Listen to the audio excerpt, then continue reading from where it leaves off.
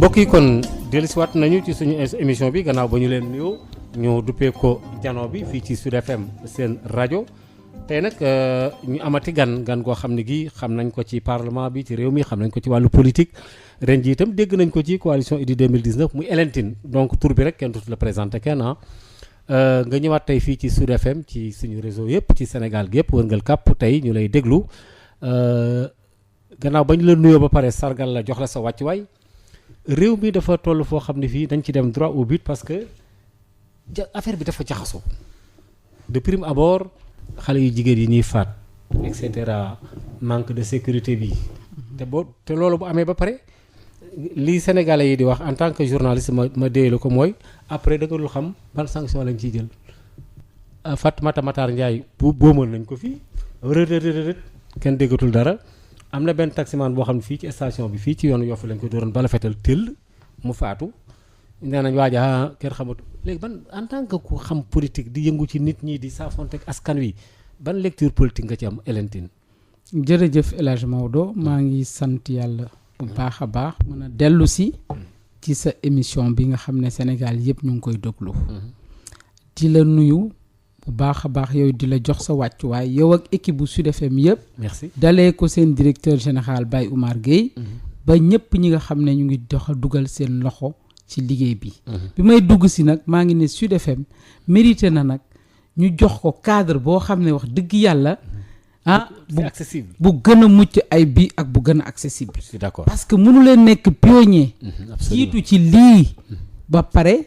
ngeen di dugg nag ci ruq yi maa ngi koy wax ñi nga xam ne nag ñoo yor rajo bi nañ ciy wax. d'accord waaw maa leen di sargal di leen balu àq di balu àq waa Sénégal yëpp ci weeru koor bi. di leen ndokkeel di ñaan yàlla weer wi lépp luñ ci ñaan yàlla nangul ñu ko. amiin amiin lépp luñ ci def comme sacrifice. yàlla ful ko def ko ay xéwal yu bëri bëri ci njaboot gi ak ci réew mi. vraiment loolu je tenais à le dire. di saluer. ak di mettitlu di saluer la mémoire maanaam mémoire ñooñu ñëpp ñu faat ci ay violence yi nga wax sànq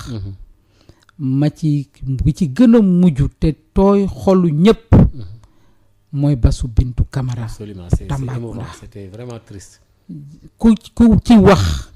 jooy nga ci sa xol ku ci waxul jooy nga ci sa xol parce que dafa metti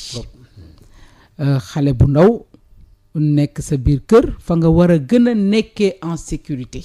ñu fekk la ba sa néegu waajur def la lañ lay def te kala ko def foogoon nga ne day fekk ñu di la ko def mu la aar la walla mu àtte la loolu nekk na lu metti interpellé nañu ñun ñëpp et comprendre naa Sénégal coow li egg fi mu yegg mais El Hadj Maodo dañu waxante dëgg Sénégal saa yu lu mel ni amee xol yi jóg nit ñi ñëpp seen xol jóg comme ni mu jógee nii waaye bu weesoo ay semaine rek comme ni mu meloon ci bateau le Joola ki leneen ak leneen rek nit ñi recommencé wala fàtte wala mbir mi yem foofu parce que wax nga Fatoumata Matar Ndiaye ñaata at wax nga taximan biñ fi faatoon foog naa sax Morolan la dëkkoon. ci côté yooyu la. Oui waa Morolan la maa ngi nuyuwaale waa Morolan yëpp. ana suñu doom yi ñu faatoon faat yu ñaaw yi fii Tëngéej ca Touba ay liir yu ndaw ñi ñu daggati leen def leen ci saaku. nit ñi ñëpp loolu nekk ba ñu jógaat doxoon fi ay doxu ñaxtu yaay yi ne pour ñu xool nu ñuy aaree xale yi mais loolu bañ def ba loolu yëpp amee ban mesure lañ ci jël. boo xam ne tax na ba ñuy am yaakaar mais ku toog làmbatu ci ngune ndaw ñi dara fekku la ci bu paree nga dem ci yaay yi boo lëgee nag day law nag ba nekk loo xam ne yàq société sénégalaise bi li ci yàqu dafa bëri donc dafa jot pour yow dafa jot ñu def ci ndëpp ci mbirum sécurité bii ak violence bii parce que nag bàyyiwul kenn Fatoumata Matar Ndiaye je salue encore sa mémoire mais elle était vice-présidente du conseil nu mu tudd conseil économique social et environnemental mais depuis ñaata at a ngi nii kenn déggu ci benn résultat El Hadj Maodo wax ji xam na y a quelqu'un qui a été arrêté bon ça va bon xam waaw mais la suite. waaw mais xam nga lan la waxoon nañ ne xaar assises yi dafay gudd moo tax léegi dañu def ay chambre criminelle pour mën a juger nit ñi pour mu gaaw parce que nag bu nit ñi gisee ne ñu ngi faagaagal ay doomu jaamu di faagaagal ay bakkan te ña koy def dégguñu dara dal leen siit mais bu yàggee mais dañuy day daal di law. mais donc loolu. moo tax man xalaat naa ne problème bi mooy justice bi nañu xool lu tax ñuy toog lu mel ni dossier Béthio Thioune maa ngi jaal waa mbokkam di masawu njaboot ga yëpp ak ña nga xam ne yëpp seen mbir mais juróom-ñaari at ñu ngi koy xaar ba yàlla ñëw indi ndogalam léegi justice bi. man lenteur bi quoi lenteur. xoolal dinañ egsi xam naa si dialogue bi. waaye El Hadj Maodo war nañu seet li xew ñu jàngat ko jël ci ay matuwaay parce que nag maa ngi saluer xereñu suñu force de sécurité yi ñi nga xam ne ñooy assurer suñu sécurité police gendarmerie ak waa armée kenn mënul wax ne amuñu ñu xereñ ndax la xew Tamba ba mu amee yàggul dara taxawul ñu génnee nañu résultat yu du gaaw seen xarañ kenn naatable wu ko seeni taxawaay seen engagement kenn naatable wu ko waaye nañu xool moyens yi ñu leen di jox pour ñu liggéey ay moyens quoi yu leen di jàppandalal il faut que ñu xam ñoom dans quelles conditions la ñuy liggéey loolu ci li ñu war a jàngat la war a doon mais nañu xool tamit beneen maanaam xëj na lu ñu fu ñu war a xool li jur lii ci biir côté njaboot gi ak société bi parce que duñ ko teg lépp ci kaw état bi mais état bi responsabilité bi mu ci am mooy état bi moom lañ dénk suñu moyens yëpp donc comme état bi moom lañ dénk na xool force de sécurité et de défense yooyu naka lañ leen di jàppalee bu ñu paradé le 4 avril ba nga gis matériel lu xereñ yi ñu yor nga foog nekk fii moom xam naa ne benn defkatu ñaawteef du taxaw fenn waaye bu 4 avril passé xaw ma bagage yooyu fan lañ leen di denc. c'est ça c'est dans l'armée nationale c'est la sécurité nationale loolu. c'est tout mu ngoog donc am nañu ñu ngi def plaidoyer pour ñu xool nu ñu leen di ñu ngi def plaidoyer pour justice bi li fi nekk ci ay maanaam loi yu fi am ñu doxal ko te ñu taxawee ko. loolu mooy moom lu tumuranke la fii. loolu mënta ñàkk buñ ci duggee. oui di nga gis ne justice bi suñ moytuwul ñàkk kóolute bi nit ñi di am ci justice bi moo tax fi mu nekk ku nekk léegi di defal sa bopp. parce que da nga jàpp ne après dañ lay tëj wala lu mu. waaw alors mais loo gisee li chef de l'État wax président Macky Sall mu ne léegi d'ici mois d'août sax la wax dañuy def conseil présidentiel pour ce point là. waaw man xam nga pour yow man franchement man El Hadj Maodo. vraiment ba ma ko déggee sama yaakaar dafa gën a tas. ah bon pour yow. sama xol dafa gën a metti parce que nag mois d'août ñetti weer la fii on est au mois de mai juin juillet ba août kuy woote fast track nag te ñuy faat ay waa dëkk bi di leen ñuy teg nii semaine bële passé ñetti jigéen. parce que nag jigéen ñi bu crise amee parce que lii day wone ne dafa am crise bu profonde bu am ci société sénégalaise. te crise boobu li ko gën a indi pauvreté morale ci la. pauvreté morale. morale parce que nit ñi mélange Maodo weeru koor lañ nekk. defkatu ñaawteef yooyu dañ doon woor wala wooruñu bañ koy def. xam nga pauvreté morale. c'est compliqué. et pauvreté morale ak pauvreté ci wàllu ngëm. mooy dañuy wone rek loo xam ne mooy extérieur bi waaye lay na ci biir pour xam lan la ak pauvreté. ñàkk gi ndóol. moo nekk na fi. absolument. te côté boobu temps boobu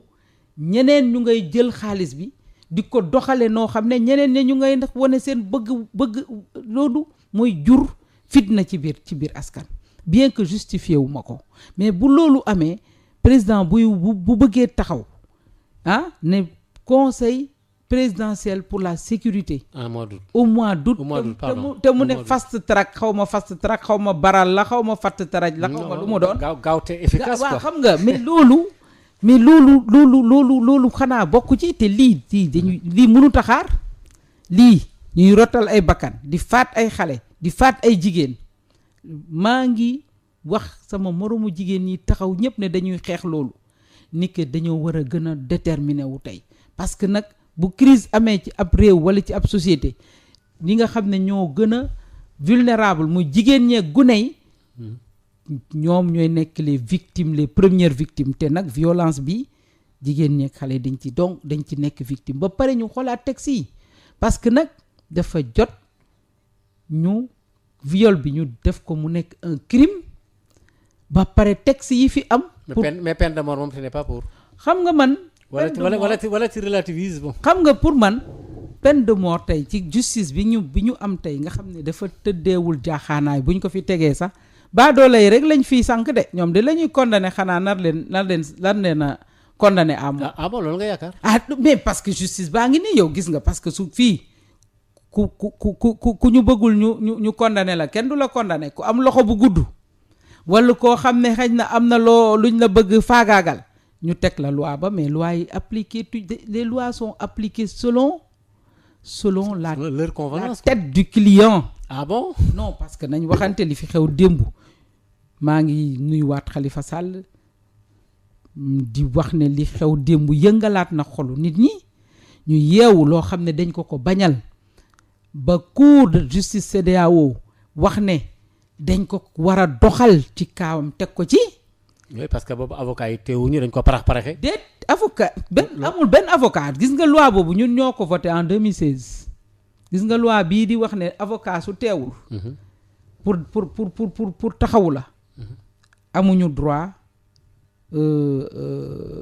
droit la léegi pour buñ la interpeller avocat taxawu la ca jamono jooju dégg ngeen Maître El Hadji Diouf mi doon avocat am dem ne day dugg dik pour taxawu ko ñu ne ko doo fi dugg donc loolu biñ ko constaté ci procès bi ci atte bi ñu ko doon atte ne code de procédure pénale loolu daf ko exiger te amul mais dañ ko lànkal cour de justice CEDEAO daal di wane ni loolu ñu ko lànkal dafa war a dafa wane ni Khalifa Sall atte bi ñu ko atte du atte bu tegu ci yoon. jaaduwul bañ ko yóbboo ña nga xam ne ñoo yoroon dossier ba ca jamono jooju muy surtout nag ki ci mujj mooy Demba Kandji dafa ne moom dossier ba mu yor gisu fa CEDEAO waaye bu fa gisul CEDEAO te dafay àtte ci engagement yu Sénégal jël loi yu Sénégal voté ni ko sedd yàlla juge ba la defee démb ci kaawu Thione Seck parce que nag Thione Seck waxuñu ko pour ne Thione Seck liñ ko teg dañoo doxal yoon teg kaawu Thione Seck te foog naa ne ku voté loi da nga bëgg ñu appliquer ko moo tax man sama càmmiñ Moustapha Diakhaté bi ma déggee mu ne doxal yoon boobu nar na indi ay rëq-rëq ci réew mi daf ma jaaxal ndax ñun biñ koy voté moom dafa bokkoon ci ñi doon sargal nguur gi ak ñi ko voté woon. Ah bon? Ah oui 2016 ñu nga woon assemblée mu nekk président groupe parlementaire rafetlu ko sargal nguur gi ci li ñu jël loolu nga xam ne texte communautaire la Sénégal tardé. ànd ci ak waa CEDEAO Sénégal def ci tardé ci jëfe ko dëkk yu bëri ci sous-région bi ñu ngi ko defar nañ ko ci seen arsenal juridique Sénégal yéex ko def ba ñun ñii ay député ay homme de droit contacté nañu pour ne ñu lu tax Sénégal jëfeegul loolu ñu wax ci ba affaire ba ñu dugal ko ci code de procédure pénale indi ko ñu rafetlu ko moom temps boobu ci ne nguuru Macky Sall lañ ko defee ñu ndamoo ko mais suñ ko waree doxal ci nguuru Macky Sall affaire bi lan la xanaa du benn bouquet bu ñu teg fële ba kenn du ko doxale parce que loi nag pour ñu appliquer ko la. pour yow mënoo comprendre position de Moustapha Diakhaté. mënuma ko comprendre parce que mënoo voter loi ba pare ñu jëfee loi ba. nga contrat ko. nga ni lu tax suñ ko jëfee dañuy dellu ci ginnaaw procès yu bëri mais loi la. ok te moo ko voté. la loi c'est la loi même si elle est dure. oui c'est la loi.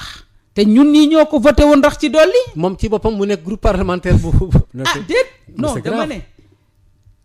assemblée lañ nekkoon ba ñuy voté loi boobu. oui tey jii magistrat bi ko jëfee démb Maguette Diop ci kaawu Thione Seck dafa topp li ñu xaatim dafa topp yoon dafa topp yoon bañ cee wàcc dara appliqué ko mu jeex wàccu ci ok parce que la loi a été déjà votée la loi a été votée depuis 2016 depuis est-ce que c'était pas le 16 novembre 16 novembre 2016 xaw ma 8 novembre 2016 c'était en 2016 de toutes les façons la loi a été votée le 8 novembre 2016 voilà le 8 novembre 2016 dañ ko voté donc bu tey waroon nañ ko appliquer ci Khalifa Sall tey justice bi na wax lu tax appliquer wuñ ko ci Khalifa Sall lu tax appliquer wuñ ko ci Khalifa Sall te ñu voté ko depuis le 8 novembre 2016 loolu mooy wax ju rëy ji fi yeewu tey te loolu day dëggal ni parce que nag dégg naa ci benn avocat bu ci wuyu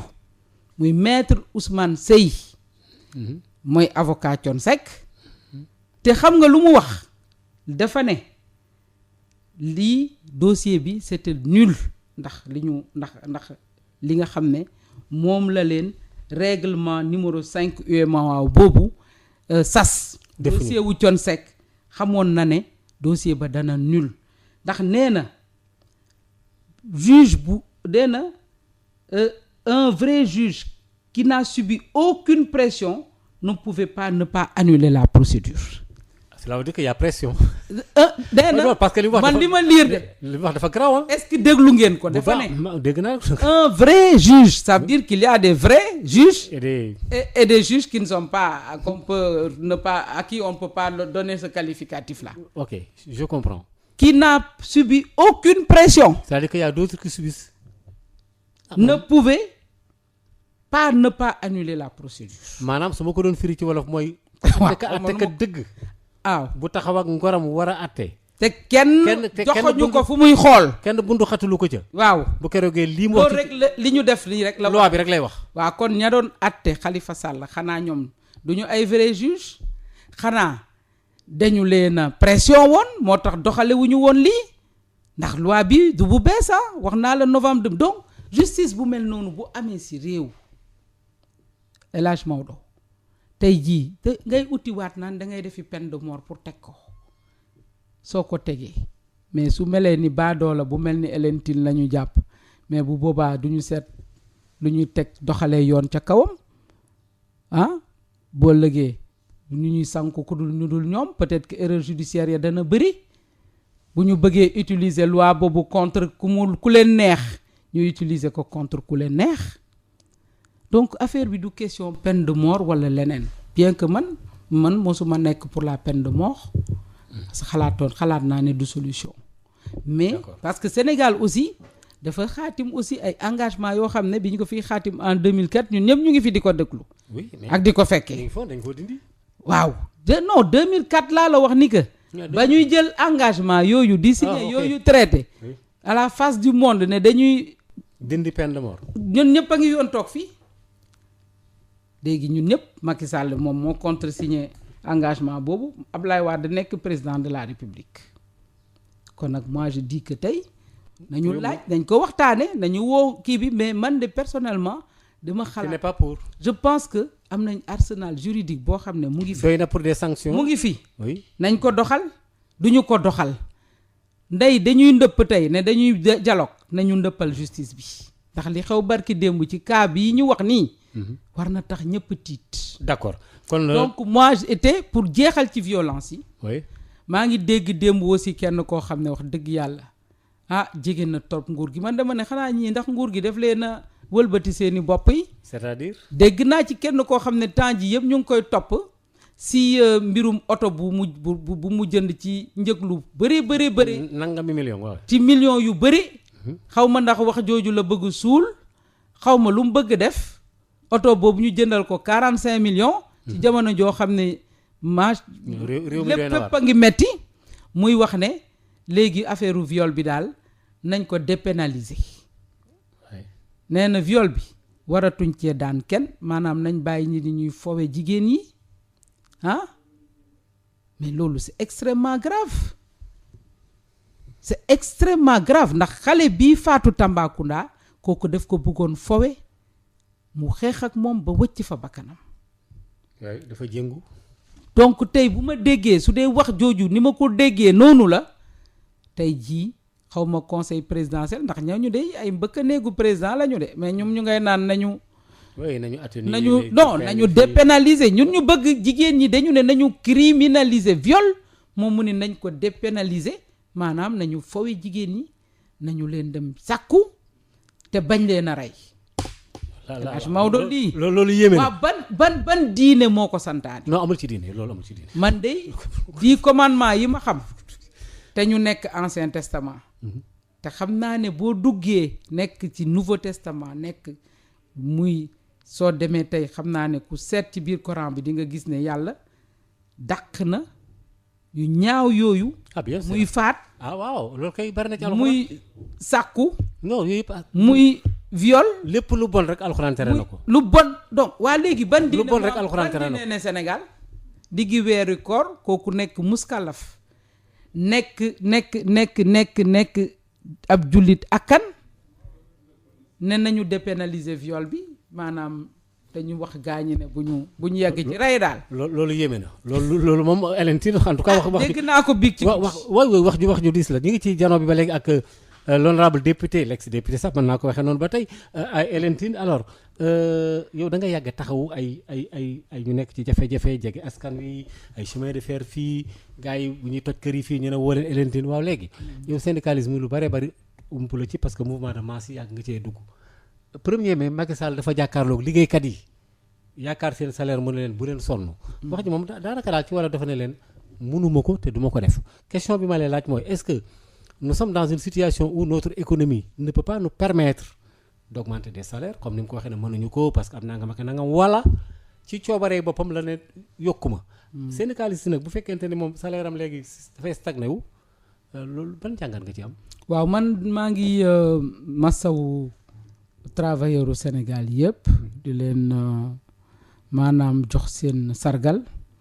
ndax ñoom ñooy liggéey ñi liggéey tey ñoom wax dëgg yàlla ñoo téye réew mi wax naa feneen fu dul fii ni que président tontu boobu mu leen tontu aussi du tontu boo xam ne mën nañ ko nangu ndax jour 1er mai travailleur bi amul lu dul jour boobu àddina bi yëpp ñu sargalee ko bu ñëwee munoo yeewu rek nga ne ko munuma leen yokkal point barre waaw te ci jamono jooju nga leen ko waxee. non nee na du côté social ay yenn yi sew sewaan yi ay faju ak yooyu. waaw nee na yooyu parallèlement mën nañ ko jéem a waxtaane mais salaire yi moom neen du ko la. mais xam nga lu tax mënut am parce que travailleur bi ak loolu la syndicat yi loolu mooy seen liggéey ñoom. améliorer condition de traitement aux travailleurs yi mooy seen moo leen tax a taxaw benn ñaar mais tey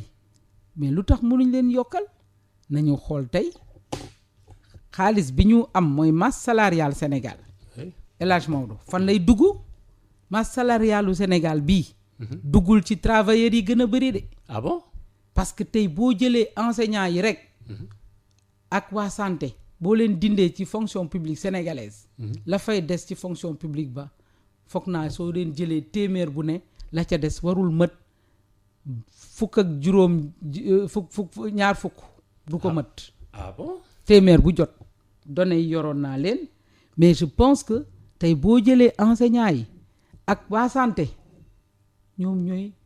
gros loowu fonction publique ci ñooñu. yi jël salaire yooyu. soo leen dindee tey boo dindee tey li ñuy yóbbu ci masse salariale u Sénégal mais su mëtul 20% wala su ko mëtee xëj na passé wu ko lu bëri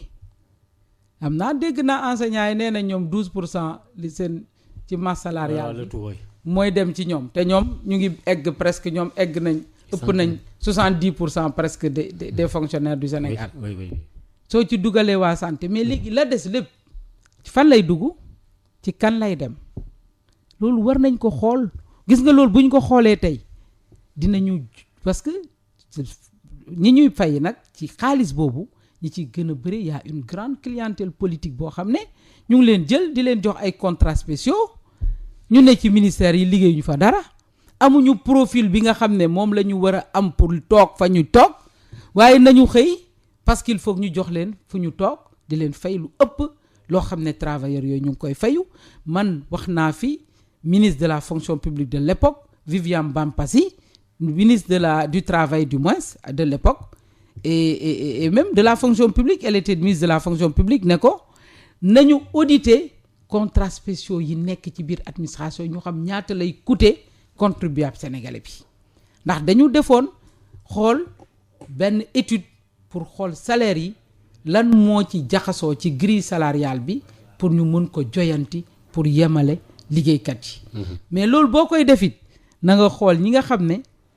dañ leen di jox ay contrat sur quelle base dañ leen di jox ay contrat ak ñaata la ñuy représenter ci masse salariale boobu donc tey président loolu la war a mën a toog étude boobu ñoom ñu santaane woon ñu dugg ci biir ñu mën koo dem ci ba mu jeex ba pare xool contrats spéciaux yi ak yan conditions lañ leen di joxe ak fan lay yem parce que am na fi ñoo xam ne tey ñu ngi fayeeku ay millions tandis que ñenn ñi nga xam ne ñoo yor liggéey yi nga xam ne ñoo tax askan wi di gis seen bopp ci nguur gi ay miettes la ñu am donc pour man waroo jóg rek ba pare rax ci dolli mais ñoom it train de vie bi ñuy wax ne wàññi nañ ko mais chaque jour nga dégg ne nommé nañ ministre conseiller yi ñu ngi commencé lëmbe fii de ñu ngi nommé rek yamuñu ca gouvernement bañ defoon ñu ngi nommé su amee ay ressources pour ñu gérer ñooñu sans compter aussi ay actes yoo xam ne gis nañ ne sax ñu ngi wër di séddale ay xaalis nu mu leen neexee mais yow pour yow c'est paradoxal mu ne du yokk fii di defar fële nee nga doo yokkal kenn salaire ba pare mais la fi am nañ ko càmbar ñu xool ña fa ne luñ fay def ak ñaata lañ leen di fay ak ña nga xam ne jaaruñu ci yoon wi ñu war a jaar pour dugg ci fonction publique mais dañ fa leen fa tegandi maanaam du ñu ay fonctionnaires sax mais ay employés de l'État lañu yuñ jox ay contrats spéciaux mais rax ci dolli yow soo nee man awma lu may yokkalee nit ñi mais yow ña ngay enrôler chaque jour di yokk sa staff di leen nommer ay ministres conseillers mais ñooñu fu ñu leen di fayee ci kees nguur gi donc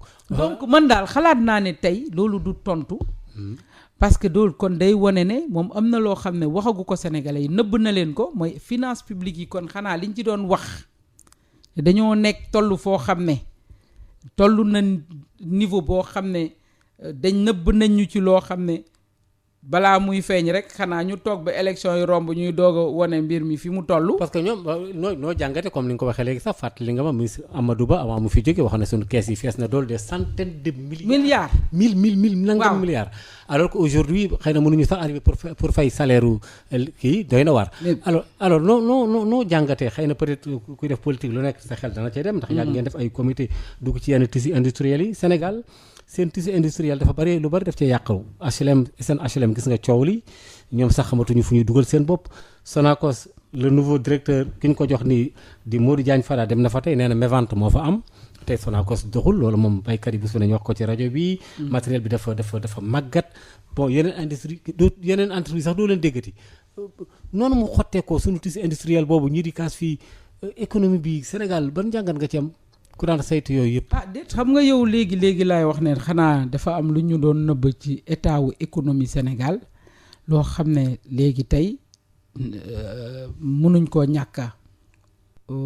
doxale ak wax ndax enjeu yi amoon ba taxoon ba ñu ne koppar yaa ngi fi économie bi amul benn problème. dette bi du problème. croissance su 7% boo xam ne ñu ngi koy wax te croissance ba lan lay jur fi mu nekk. ci dundinu askan wi ci tissu industriel Sénégal si dundinu béykat bi ndax yow soo nee mévente am na Sonacos mais ça veut dire que tey lan la ñuy xaar pour Sonacos li mu war a jëflante ak béykat yi ëllëg ndax ñu ngi nii di jëm campagne agricole ma ci profito di wax ne El Hadj Maodo dëgg la liggéeykat yi ñoo doon laaj le 1er mai ba président ne du dolli mais président est-ce que xam na ne tey monde rural bi ñu ngi vivre situation yu métti man département de Thiès lay wax ndax nawetu daaw ba nawet bu métti la woon nawet boo xam ne gox yu bari taw amu fa góobuñu presque tey jii mën naa ne ñu ngi ci situation boo xam ne waxuma ne buñ ko seetee ñoom mën nañ fa gis famine wala xiif wala ñu gis fa lu raw xiif ci biir département Thiès am na gox yu bëri te ñu ngi jëm ci fi gën a metti ci béykat boo xam ne góob nga béykat bu góoboon sax bu ñu demee mois de juin juillet août période de soudure bi période bu metti boobu même su fekkoon góoboon nga foofa day metti ndax day fekk la nga góoboon jeex na waxatuma ku góobuloon dana am doole béy même su tawoon kon nañu bàyyi xel ñooña tamit ñooña nañ leen bàyyi xel pour wane ni situation bi parce que moo tax man dialogue bi ñuy woote damay ne dialogue bi est-ce que dialogue bi second point foofu laa jëmaatoon sax dialogue bi parce que ci dialogue boobu sax laa jëmoon léegi moom bu la ci dara xoolal El Hadj Maodo dara bu mu bettu nit ñi ci tissu industriel bi lu tax non parce que tey jii lan moo fi am di indi économie bi fii mu am mais du loo xam ne koom-koom boo xam ne day def Sénégal mais koom-koom boo xam ne ay sociétés yu ne bitim réew ñooy ñëw fii def seen ay projet yooyu pour yow multinationales yi dañuy xoolal xaalis ba est-ce que dugg si na Sénégal sax bi di fi génn est-ce que dañ ko fi compter waale donc mu jaar na le damay xool lu mel ni Ila Touba bee ñu tabax mais ñun biñ nekkee assemblée la ñu voté maanaam li nga xam ne moom la Sénégal xaatimoon ak waa Chine jaarale ko Exim Bank pour ñu tabaxal leen Ila Touba mais xaalis ba est-ce que dugg si na fii Chine la ñuy jëndee bagages yëpp di ko yónnee fii matériel bi yëpp bi ci réew la jóge parce que yow lebal naa la xaalis bi waaye condition bi mooy yow bagages yi sama réew nga koy jëndee xaalis ba te compter nañ ko ci koom-koomu Sénégal waaye koom-koomu dëkk ba la lebal moom la gën a fuul donc moo tax croissance boobu est-ce que réalité la ci sénégalais yi dund fii sénégalais lambda ñu ngi koy sentir loolu bëgg a wax croissance boobu mu nga gën a feeñ ci multinational yooyu ak dëkk yooyu nga xam ne ñoo xaatim ak ñoom maanaam doxandeem yi ñëw ci réew mi mooy dëgg croissance boobu foofu la gën a génn donc dara bu mu leen bett si suñu tissu industriel yi daanu waaw te alors que tey président ci boppam te man loolu dafa nekk loo xam ne xalaat naa ne ku toog Sénégal muy moom muy keneen tey boo yëkkatiwul tissu industriel bi ñu am ay industrie de transformation yoo xam ne li ñuy ki meññ fii ak li ñuy jëlee fii produits locaux yi li ñuy produire fii muy ci ressource naturelle muy ci production agricole muy ci production minière wala leneen yenn yi li ci gën a bëri même ci production pétrolière fi ñu jëm nii ak gaz bi ñu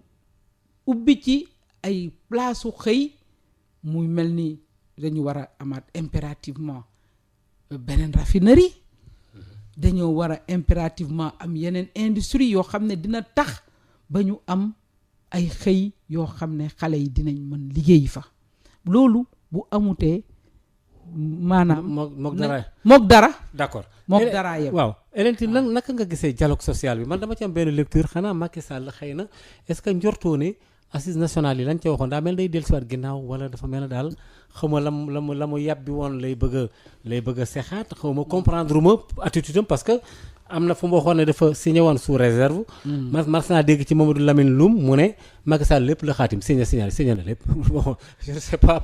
xaw ma lu xew. El Hadj Maodo balaa may sori sax ci loolu. comme ñu ngi doon wax ci question wu infrastructure yi. industrie yi dama bëggoon ak insécurité bi. parce que lu bëri loolu yëpp dafa lié. ma bëgg wax ne tey insécurité yeeg accident yeeg yooyu yëpp. dama bëgg fàttali président engagement bu mu jëloon. ci campagne bi ne dina yëkkati chemin de fer bi. ndax nag El Hadj Maodo accident yu bëri yi ñuy wax naan parc automobile bi dafa màgget su fekkee ne tali yi ñuy wax yëpp ñoom ak piste yi defar nañ ko kon mënatuñoo wax xëj na tali yu yàqu yu bëri te bien que loolu. li ci gën a bëri ay annonce kese la maanaam ay wax la ay slogan la tey jii nañ defar raay bi gis nga seen teer bee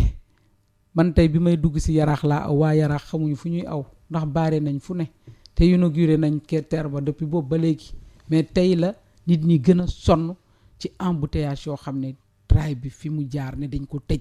teer bu doxul bi yàq na fi mais ne ngir yàlla nañu dem defar autorail boo xam ne dina dem ba egg ay Ziguinchor ay Saint-Louis ay Tambacounda ñu jël transport bi nga xam ne de marchandise bi ñu doon def ak autorail nañ ko def ndax accident yi ci gën a bëri ak li yàq tali yi. pour yow tali bi dafa fees. xoolal camion yii lëmbe tali bi.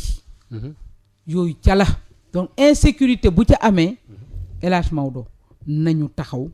xam ne loolu ci li yokk insécurité ak accident si tali yi la bokk engagement boobu na ko doxal parce que waa chemin de fer ñu ngi may dégg yaa ngi may wax parce que man député ou pas ndawu askan wi laa dama bëgg nekk à côté du peuple loolu mooy sama engagement nu mu tudd ndombo tànk wala ñàkk ndombo tànk ci yem waxal sab askan taxawu ko gunge ko bëgg naa ñu xam ne li yokk accident yi mooy li xew ci tali bi ak camion yi nga xam ne du jeex du xaaj ñu bàyyi leen aussi ñuy daw ci nu mu leen neexee souvent hors norme loolu nañ ci jóg ba loolu weesoo wax nga dialogue bi mais dialogue bi comme ni nga ko waxee El Hadj Maodo man damay poser wu beaucoup de questions bien que démocratie ak dialogue ñoo ànd mais dimension ak tendance bi dialogue bi jël ci koo xam ne nee nga yow gañe nga à 58 pour 56 non kii annoncé woon 56 mooy sama doom baay bi premier ministre ba woon waaw après ñu wàññi ci tuuti dem yóbbu ko 56,5 la xaw ma fu ñu toll est-il que daal mais y a 42% des Sénégalais yoo xam ne ànduñoo ak ñoom waaw nee gañe nga kay man dama xamul gañe rek taxaw léegi affaire bi mel ni kuy defaat assise nationale xam nga ndax léegi tey dialogue bi dimension biñ ciy wax liñ ci bëgg dugal yépp parce que li Abdou Diouf defoon ba am le code consensuel loolu ci wàllu processus électoral la woon ñu defaat une relecture du code électoral en 92 je crois waaw de fond en comble ba déggoo ci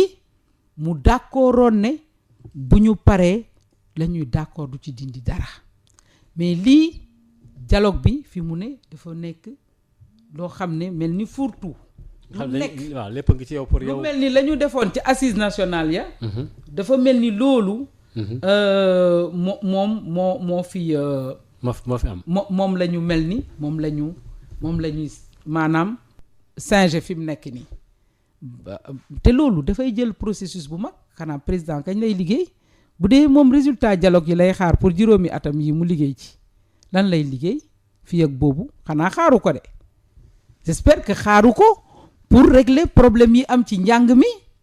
problème yi am si paj mi problème yi am si ñàkk xëy bi problème yi am ci insécurité bi problème yi nga xam ne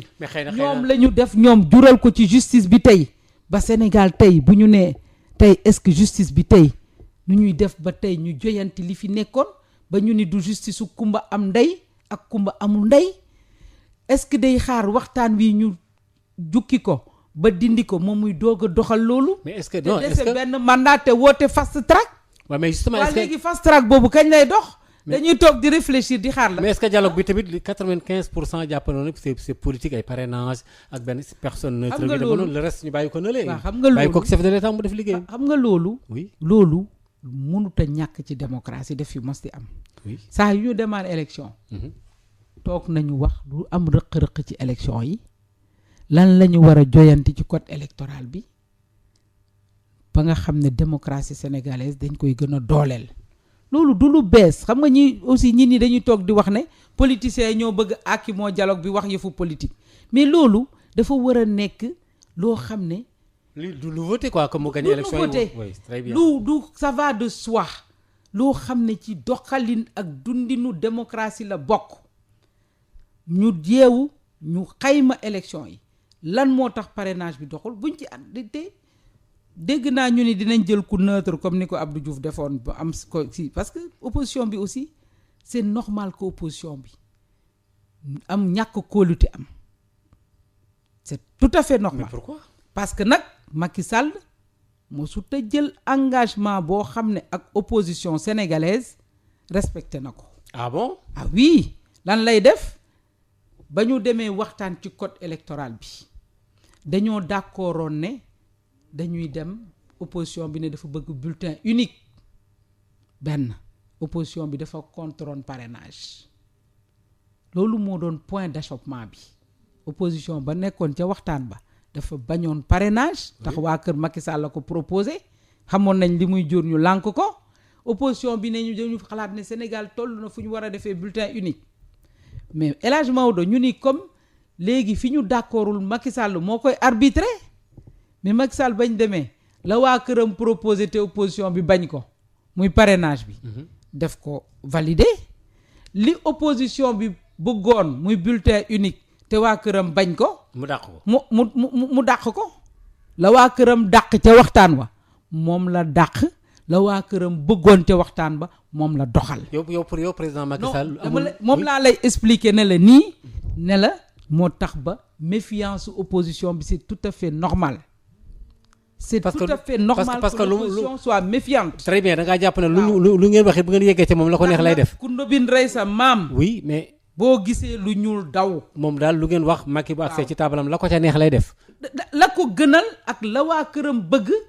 moo tax tey comme nee na nangu na mu nekk commission cellulaire. oui nangu na ñu jël benn des personnalités neutres. oui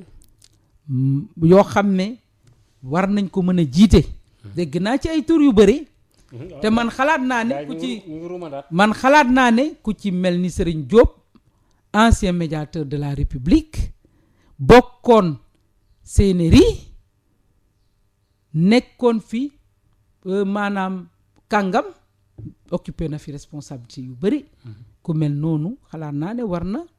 mën a nekk war na mën a ku xam ne amul war na mën a rallier position wu ñan ñëpp ñu ànd ci en tout cas man nekk na ku nekk na ko wóolu man personnellement sama xalaatu bopp lay wax nekk na koo xam ne xalaat naa ne parce que dem na CNRI xam na lu ñu xaati moon parce que Macky Sall li mu bëgg waxtaane ni parce que li gën a garaaw Sénégal tey muy institution Sénégal yi ñoo yànq institution judiciaire aujourd'hui am na problème institution yu bëri tey ñoo am problème donc xam nga la conclusion CNRI yooyu ñu defoon ba jox ko jébbal ko ak yeneen man xalaat naa ne ci wàllu li nga xam ne mooy commission cellulaire boobu koo xam ne nekkoon nga médiateur de la République nga xam ne lépp loo xam ne am nga luy ñaxtu ci nguur gi te mënaguñ koo régler nga xalaat ne moom war na ko mën taxawee pour dox ko sa digganteeg nguur gi mu dox ko ñaata nekk ko fi ñaata at. jàpp nga ne kooku war na ko mën a nekk. xalaat naa ne. mel ni kooku. Serigne Diop. nekk na ko ak ñeneen bëri nañ Sénégal. mais jàpp nga ne daal nañu ay professeur Babacar Gueye ñoo xam ne ñu xam la ñu xam ne wax macha allah. ñu xam seen maandute par exemple. man de personnellement pratiqué naa ko à l'Assemblée dans le cadre d'un programme boo xam ne ñu ci doon gunge député yi. ak institution boo xam ne moo ko doon jiite. donc xalaat naa ne Sénégal bëri na fi ay kàngam yoo xam ne war nañ mën a def loolu mais xam nga li ëpp solo mooy lan. lu ñu d'accord te majorité bi muy opposition bi parce que Macky Sall bu mu fay yónni ay nitam yépp leen pour moom la mu bëgg ñu ànd ca bu ñëwee ñu ni mooy arbitre mu arbitré la nga xam ne moom la bëgg. d'accord mais oui. loolu moo tax ma ne dialogue bi opposition bi am na raison. pour am méfiant oui. ndax Macky Sall mosul waxlanteeg ñoom loo xam ne su leen clignoté xam nga ñun dañ doon naan Wade def daan clignoté droite tourner à gauche. waaw Macky nag moom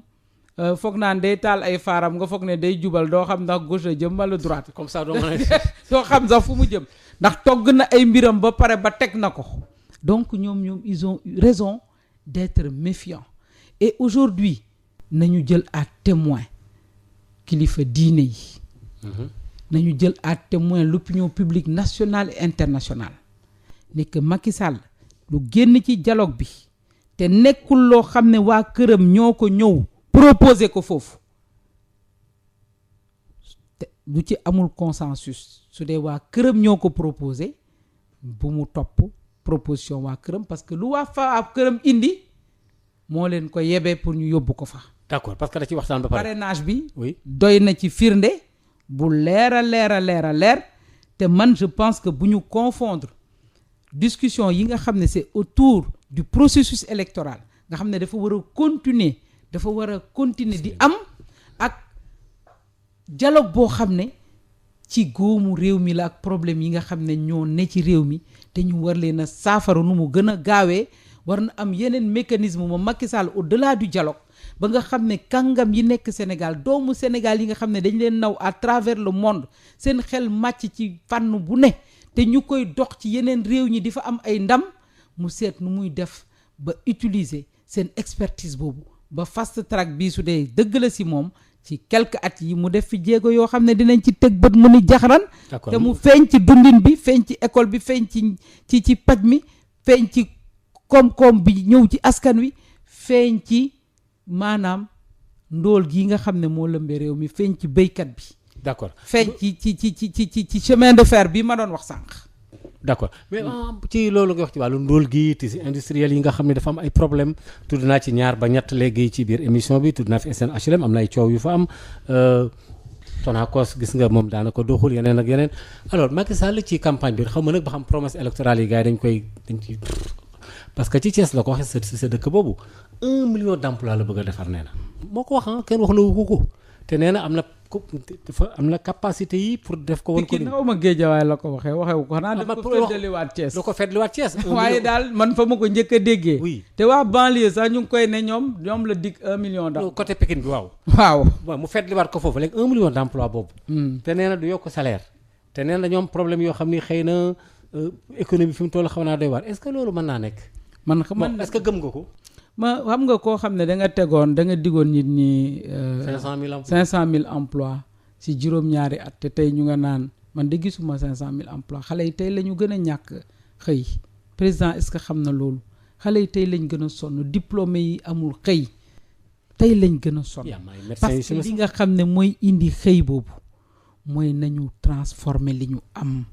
industrialisation na am. nañu bàyyi recrutement partisan. parce que tey ku bokkoo xale yi diplômé. mais Macky Sall chaque jour élage am nañu ko falte bokkuñu ay Sénégal yi ko falte xamuñu sax luy loolu. samay moromu jigéen yi may interpellé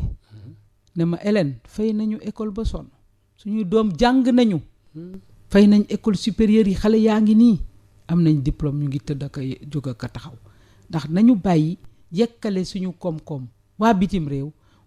réew buñ ko exploité yenn ko ëmb ko yóbbu ko seen dëkk transformé ko fa delloo si ñu ko pour ñun ñu koy jëndee loo xam ne moo gën a cher ñu koy consommer temps boobu suñuy doom toog fii di tumuranke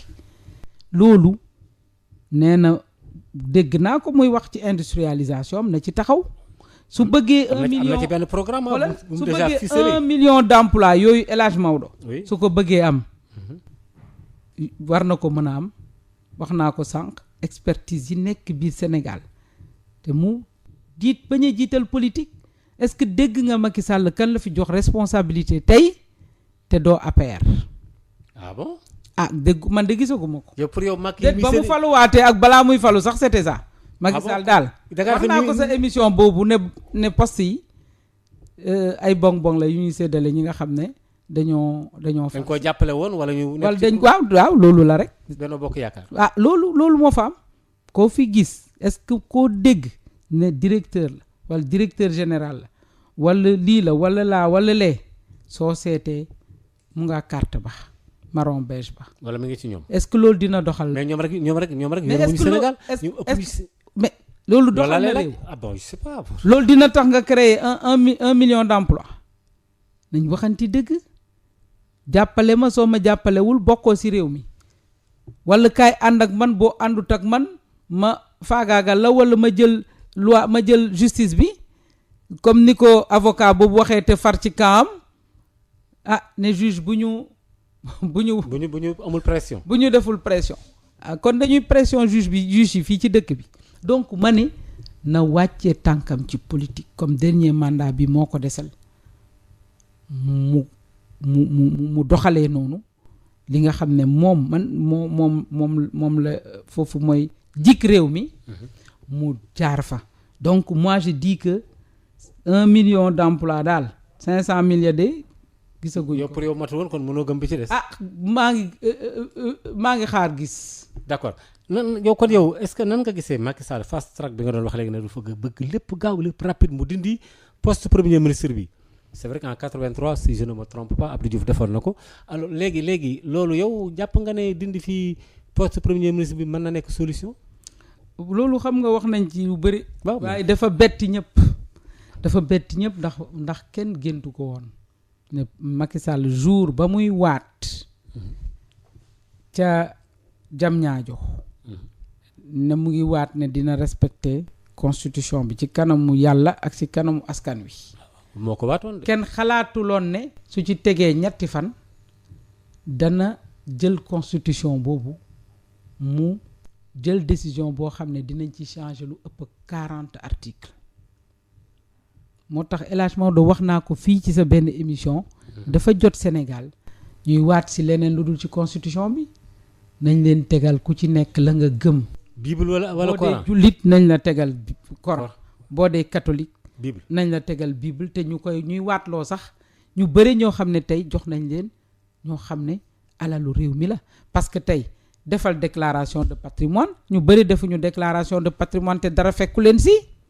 ñu xam lan nga amoon ba ngay dugg ba ngay génn lan nga am est-ce que ministre yi fi nekkoon yëpp ci nguur gële passé bi ñuy génn tey ji seet nañ lu ñu ñibbee. est-ce que defuñu ko ci suuf. ah ma ne de loolu yëpp